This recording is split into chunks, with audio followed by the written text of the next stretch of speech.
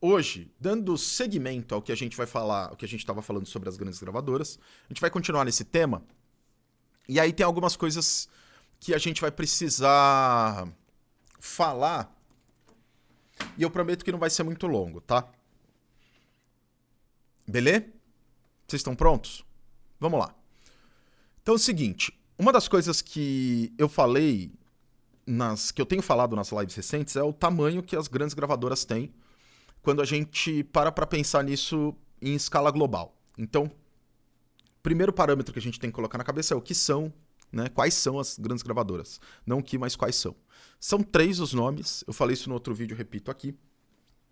E eu vou repetir esses nomes ad eterno, até virarem só 2, porque é o que vai acontecer futuramente.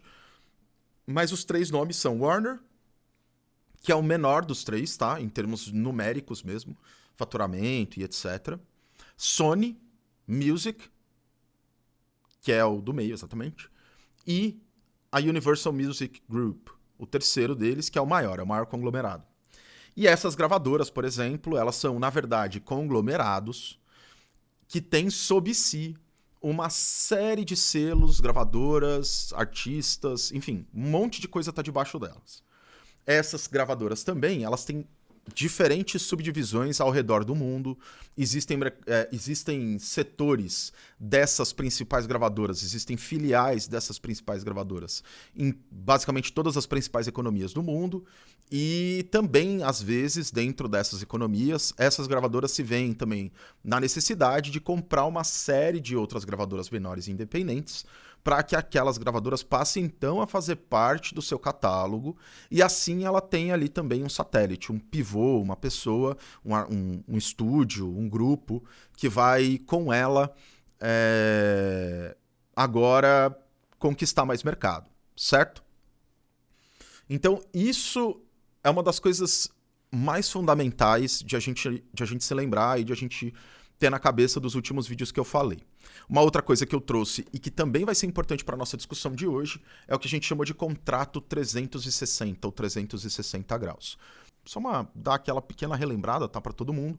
Mas o contrato 360 é aquele contrato que não divide royalties com o artista apenas no produto mídia física, mas ele divide royalties com o artista em toda e qualquer outra circunstância que o artista ganhe dinheiro, sendo o artista a artista. Então, você vai lançar uma grife com esse seu nome do artista da artista. Então você também vai dar um pedaço da sua grife para mim. Tantos por cento da sua grife é meu até você pagar a dívida que você tem comigo. Você vai fazer shows, então todo o valor de todo show que você receber, tantos por cento vai ser meu até você pagar a dívida que você tem comigo. E aí, esse aspecto do 360 graus foi vendido, né, como uma estratégia da indústria para que ela se mantivesse viva. Uma necessidade para que ela se mantivesse viva. Então, só para a gente entender a maluquice do argumento por trás de uma medida tão polêmica quanto essa por parte da indústria. A maluquice era que a indústria ela não conseguia mais ganhar dinheiro. Nos piores anos da indústria, a indústria era ainda uma indústria bem bilionária. Bem bilionária. Isso eu estou falando no auge de Napster. No auge de iTunes, quando você só conseguia comprar a música e baixar ela para você. A pirataria nunca foi uma ameaça para a indústria de uma forma direta, porque a pirataria, quando a gente fala por parte da indústria, né, mas ela nunca foi uma ameaça às grandiosíssimas gravadoras. Por quê? Porque são corporações, são conglomerados. O que o artista, num determinado momento ali, o que o artista ele ia buscar, o que ele ia trabalhar, sei lá, na sua carreira dentro dessas grandes gravadoras, ia ser antes um contrato que demandava um valor a ser cobrado das gravadoras em cima das mídias físicas, porque mídias físicas vendiam e aí a gravadora conseguia extorquir os fãs apenas pela gravação das mídias físicas. Agora ela não consegue mais, por conta do 360, é que ela consegue ter esse lucro de novo. E aí, voltando, não é verdade que as gravadoras deixaram de ter lucro. Só que o lucro foi menor. Mas elas continuaram tendo lucro. Entendem o que eu quero dizer? O que acontece é que as gravadoras não conseguiam mais ter o mesmo tamanho. Ter o mesmo tipo de controle. Porque uma vez que você tem pirataria sendo colocada, da forma como ela estava sendo colocada, o que você poderia criar eram artistas que vinham da indústria e tinham tamanho e que queriam fazer um tipo de operação própria, divulgando seus trabalhos para os seus fãs e vendendo seus trabalhos para os seus fãs. A partir daquilo, você ia ter aquele grupo de fãs não indo mais atrás das compras daquilo que está no catálogo das gravadoras. Os artistas passavam a disponibilizar aquele material e ok, a pessoa ia lá e baixava diretamente do site do artista e etc. As gravadoras precisam manter o mesmo tamanho de lucro. E aí por isso que elas criam essa história. O que acontece é isso. O que acontece não é como se elas tivessem do dia para a noite parado de dar dinheiro. Elas continuam dando muito dinheiro. Elas só não conseguem manter a mesma operação do mesmo jeito. Só que aí surge o Spotify muda tudo, né? E isso vocês podem conferir melhor nos vídeos do YouTube. Porque o ponto que a gente vai entrar hoje, ele é um ponto um pouco mais abrangente. E a gente vai falar do que a gente pode entender como sendo essas grandes gravadoras de uma forma mais de organização interna mesmo, tá? Então, o que acontece lá dentro? O que significa o que está lá dentro? Quando a gente fala grande gravadora, do que isso é feito? Quantos processos existem dentro de uma gravadora, do ponto de vista desde o scouting lá de um artista, o caça-talentos, né? Até o momento em que aquilo explode, como que funciona essa porra toda, certo? Sobre isso que a gente vai falar hoje. Primeiro ponto que a gente precisa para começar são 3 corporações multinacionais. Eu vou repetir. De novo, são três corporações multinacionais. O Hever colocou, na verdade, não é a gravadora, né? É uma empresa de controle total do artista. Isso. Então, o que existem por trás dessas 3 empresas? Elas são 3 corporações multinacionais. O que é uma corporação multinacional quando a gente para pensar desse jeito? Eu não sou um cara formado em administração, tem muita gente aí que vai manjar muito melhor do que eu os pormenores, os detalhes disso tudo, mas basicamente é estrutura corporativa verticalizada. Então você vai ter presidentes, você vai ter diretores, você vai ter toda uma estrutura montada e segmentada entre setores. Você vai ter a galera do marketing, você vai ter a galera da, sei lá, enfim, a galera do RH, a galera da parte mais, digamos assim, de gestão. Você vai ter o pessoal que lida com os artistas. Você vai ter uma subdivisão, uma segmentação dessas corporações em estruturas internas que também vão ter ali uma ideia verticalizada, hierarquizada e etc. Mas ainda assim, você vai pegar um determinado assunto que aquela empresa vai cuidar, e aquilo vai ser segmentado em diversas áreas diferentes. Essas áreas vão contribuir para o bem-estar daquela corporação. E o bem-estar daquela corporação está sempre associado ao bem-estar financeiro dela. Por quê? Porque quando a gente fala de corporação multinacional, a gente também está falando de empresas que abrem suas ações para especulação nas bolsas de valores. Então, essas empresas precisam gerar lucros. Por quê? Porque é com lucros que ela paga os seus credores, através de dividendos. Então, ela pega dinheiro emprestado por meio da bolsa e ela paga de volta esse valor através de dividendos, que são arrecadados em cima dos valores de mercado dessas empresas ano a ano, e faturamentos e etc, tá? São várias as coisas e tem toda uma questão complexa que não é a nossa intenção entrar. Eu só estou tentando falar da dinâmica. Então, assim, isso é tão verdade e essa dinâmica ela é tão bem estruturada que já há muito tempo atrás, empresas que conseguiam investir um pouco melhor nessas subdivisões, nesses setores, fazer um scouting melhor, separar ali, ter os melhores headhunters lá, os melhores caça-talentos para poder chamar uma pessoa ou outra. Esse é um termo bem antigo, tá, gente? O nome, a galera nem usa mais isso, mas enfim. O espaço onde você tinha para fazer isso, onde você tinha ali gente atuando, era, sei lá, muito mais disputado. Então, num primeiro momento, você, sei lá, tinha 8 gravadoras, 10 gravadoras, que tinham mais poder aquisitivo para poder investir melhor, para poder criar setores dentro de si mesma, que soubessem ali lidar melhor com o mercado e com isso ganhar mais mercado, ganhar mais dinheiro, ganhar mais valor, crescer mais, todo esse processo, ele é um processo longo, duradouro, e que ele vai afunilando essas empresas. Então, lá atrás, como eu falei, você talvez tivesse 8, hoje você tem 3. E o processo foi lógico. Cada empresa foi cedendo esse espaço, perdendo espaço, sendo engolida pelas outras, e aí a gente continua a brincadeira. E aí cede espaço, as outras engolem, continua a brincadeira. Com isso você forma cartéis. Com isso você forma oligarquias, para falar Acorda, cara! Do Monark. Importante a gente entender isso, tá? Ao longo dos anos, mais de século depois, isso vai sendo especializado. Você tem um número pequeno de gravadoras, de empresas fazendo isso, que é o que a gente tem hoje, que são 3, e mais.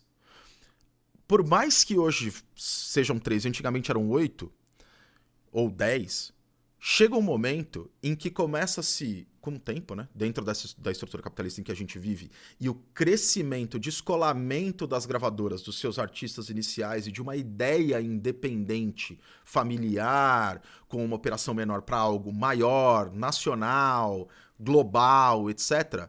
Nesse processo você tem um descolamento dessa indústria.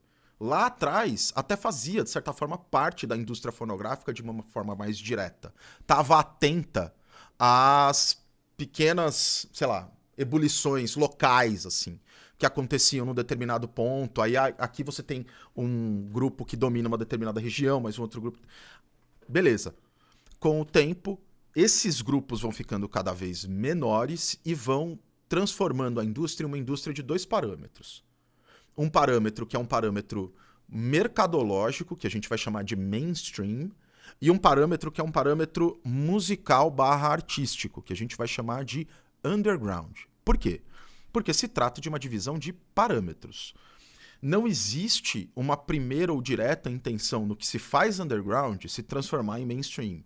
Muito porque o que dá a base do underground é exatamente não ser mainstream. Então, um artista underground que você gostava, ou que você já leu sobre lá atrás, que era underground e deixou de ser underground, por exemplo, mas artistas underground, em tese, sofrem quando passam a ser mainstream na mão de suas fanbases. Um grande exemplo para quem é do metal é a gravação do clipe One do Metallica. O Metallica grava seu primeiro videoclipe no 4º disco da banda. E quando o Metallica grava esse clipe e começa a comercializar mais o som que faz, a fanbase fica completamente possessa, todo mundo fica muito irritado, porque é fã de metal, né? E aí o que a galera faz é, os caras vão subir no palco, os malucos sobem embaixo de cuspe. Tá ligado? Trair o movimento. É a ideia do trair o movimento.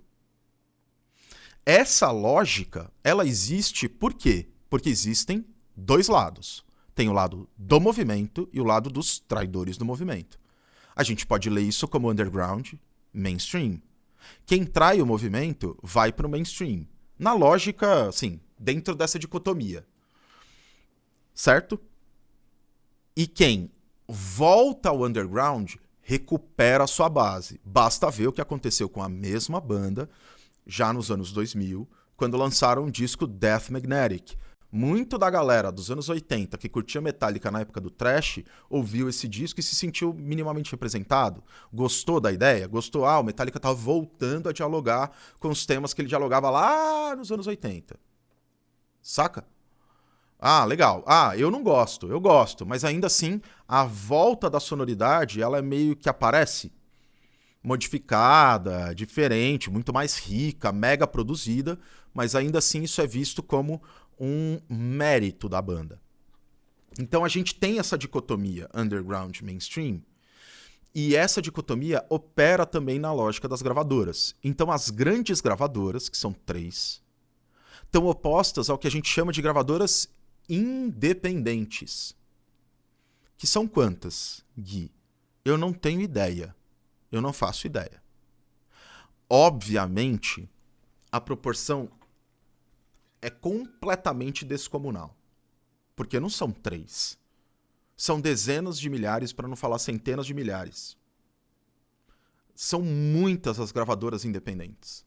E o destino dessas gravadoras, ele sempre é avaliado, financeiramente falando, à luz das grandes. Uma pequena gravadora, dentro da lógica capitalista de mercado em que a gente se coloca, ou ela não cresce, ela se mantém verdadeira ao underground, nunca se associa a nenhuma grande empresa da indústria e vive fadada a um mercado muito local, ou ela cresce buscando mais mercado. Quando ela crescer, ela vai ter que lidar com um problema. O problema vai ser, seja Warner, seja Sony, seja Universal, batendo na porta e falando quanto você quer para trabalhar para mim.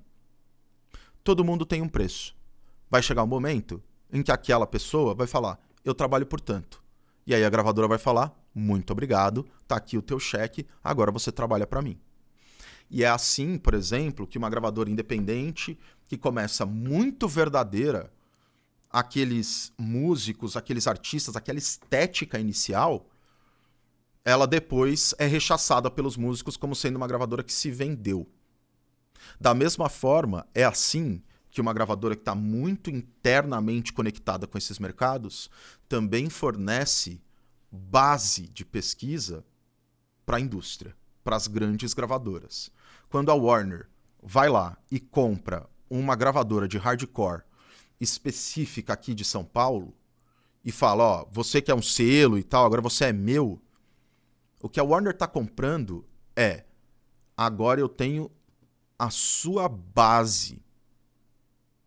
Eu tenho seus músicos, eu tenho o estilo que você mais se representa, eu tenho a fanbase dos artistas que você curou até agora. Tudo isso vira meu. Tudo isso vem pra mim. E aí a gente tem algumas escolhas. Essas escolhas vão fazer sentido não mais dentro da lógica artística, dentro da lógica interna de comércio daquele pequeno selo, daquela pequena gravadora. Agora você faz parte de uma engrenagem muito maior e que aquela engrenagem vai jogar muito dinheiro no teu colo para que você possa aumentar a tua operação em favor da indústria, levando mais artistas de fora da indústria para dentro da indústria. Sacou? Entendeu? Então esse ponto é fundamental. Existe uma relação de contato entre gravador independente e as grandes gravadoras. E esse ponto de contato ele se estabelece a partir da intenção de quem está por trás da gravadora. Se a pessoa tem uma pegada de não, eu quero me manter verdadeiro aqui dentro da minha gravadora, e eu não preciso comprar almoço ou... eu preciso... Melhor, comprar almoço não precisa, mas tipo, eu tenho dinheiro pra comprar almoço, então foda-se, tipo Jay-Z. Ou então, eu me fodo. Eu não vou receber tanta grana, eu sei que eu não vou receber tanta grana. Mas assim, eu vou ter que abrir mão. Eu não vou conseguir me manter tão verdadeiro assim mais. O meu som, ele vai passar por uma certa pasteurização. Os padrões de qualidade não vão ser mais os meus. Vão ser o da grande indústria. E aí, ou eu me adequo a ela, e o meu som muda, ou eu dei muita sorte de meu som se tornar norma. E aí eu consigo levar essa ideia para a gravadora. Quando que isso acontece, Gui? Nunca. Nunca.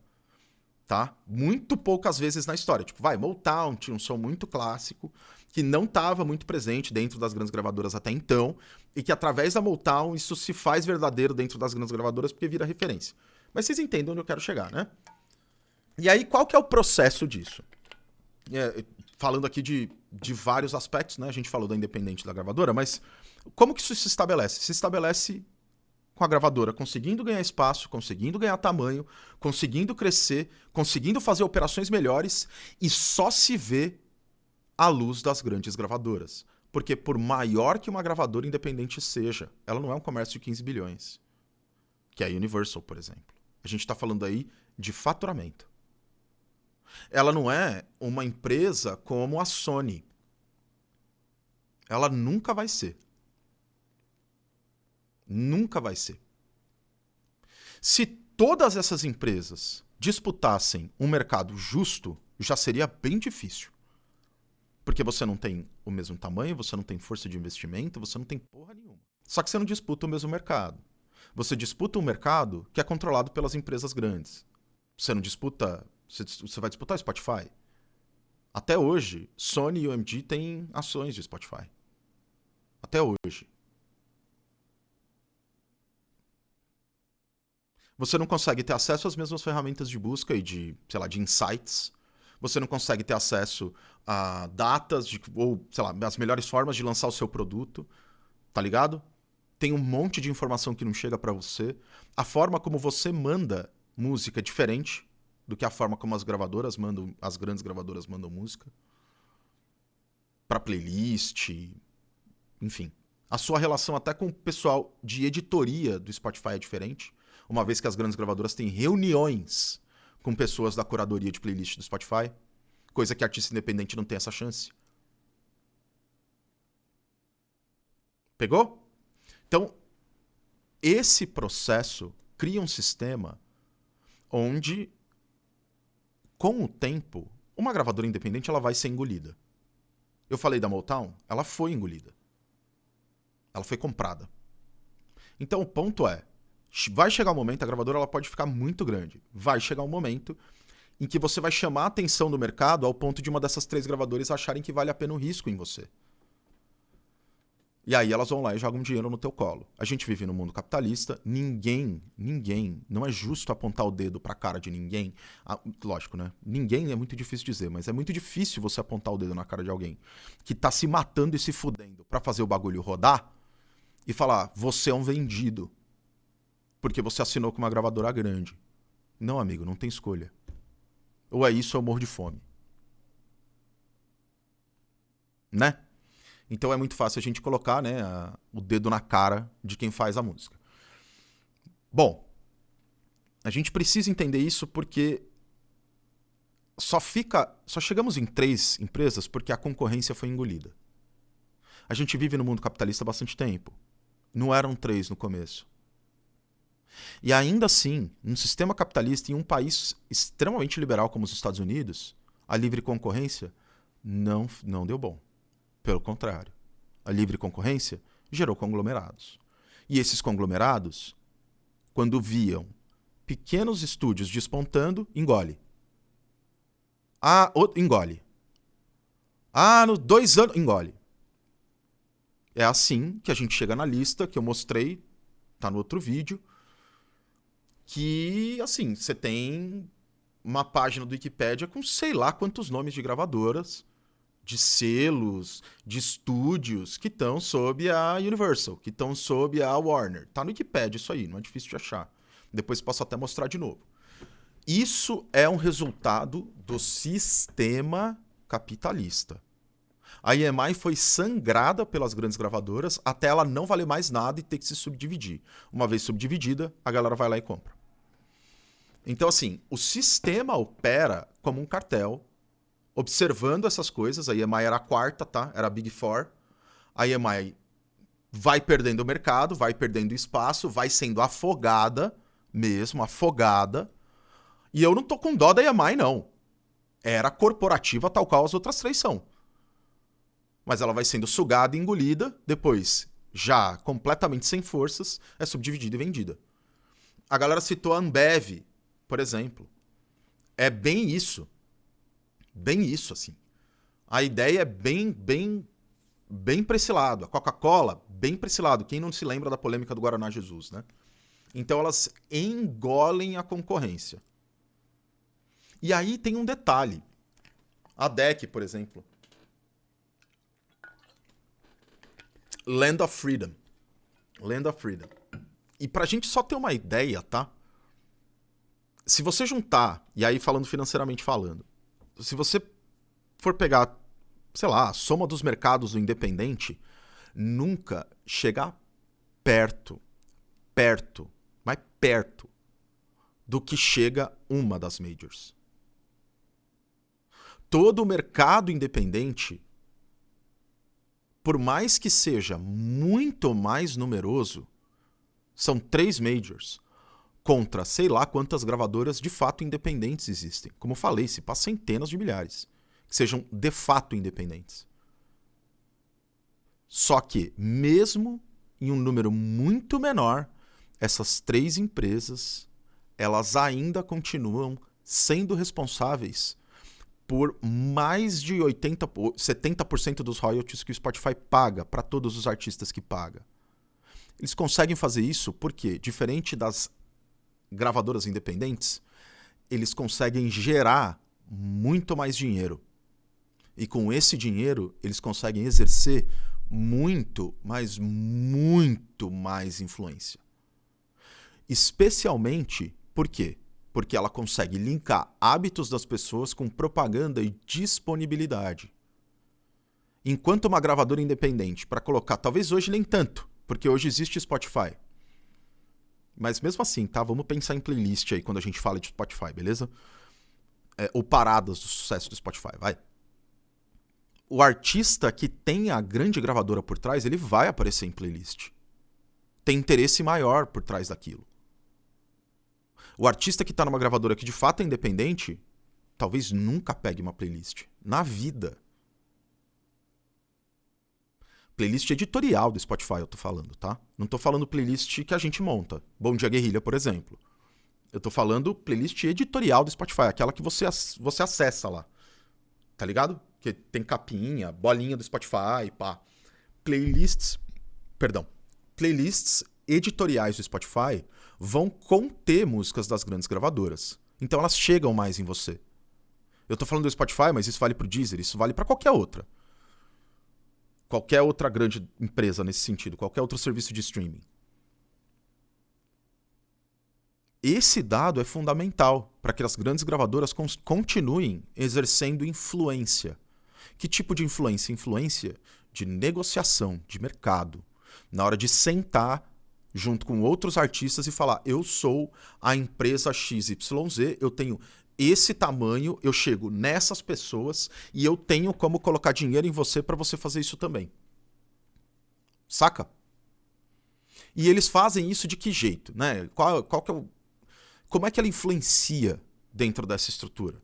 De que forma ela influencia dentro dessa estrutura? Isso se dá simplesmente por meio de uma pressão corporativista. Não no sentido corporativista, talvez eu quero falar corporativo mesmo, tá? Corporativista é uma outra coisa. Corporativa, uma visão completamente corporativa. O que eu quero chamar, o que eu estou chamando de uma visão completamente corporativa, baseada em número.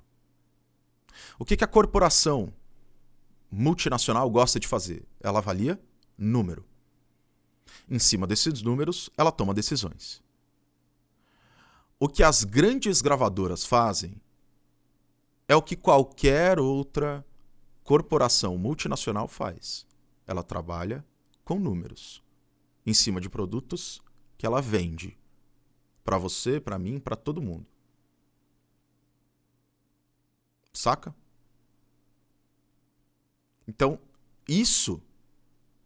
essa abordagem concentrada em números, isso geralmente não está nas gravadoras independentes.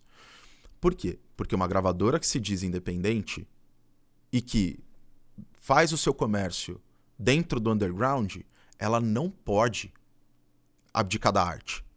Se ela abdica, ela fica igual à grande. E se ela é igual à grande, para que eu vou consumir o teu material? Eu já fujo do mainstream, porque eu quero ouvir meu underground. Quando eu vou pro meu underground, tá igual mainstream, tá ligado? Então, assim, a gente vai ter que se concentrar em números, se a gente é tão grande.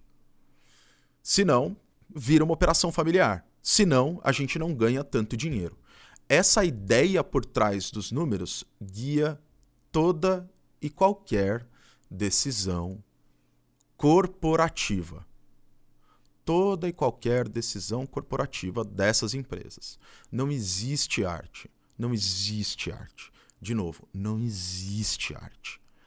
Arte é ferramenta política para manipular a tua opinião e a minha.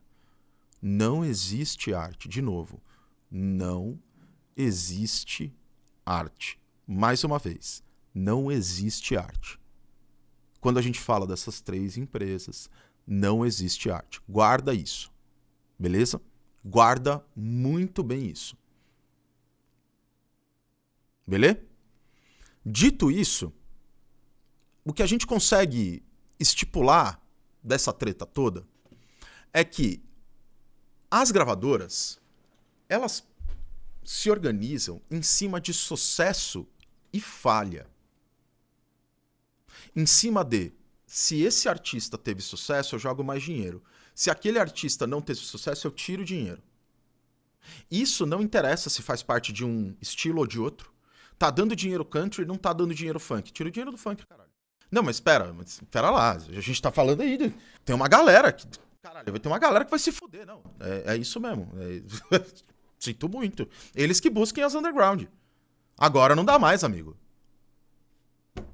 Você não entra mais na piscina, agora ela ficou funda pra você. Vai nadar em outro lugar. Aqui já não cabe mais você. Pra gravadora manter um artista, por exemplo, que não dá dinheiro, já é extremamente complicado, assim. É muito difícil de acontecer. Acontece, mas é muito difícil de acontecer. E quando isso acontece, ela consegue tirar suco de outro jeito. Ainda assim, a ideia é sucesso e falha. Fez sucesso? Continua. Não fez sucesso? Falhou? Então tira o dinheiro. Desliga.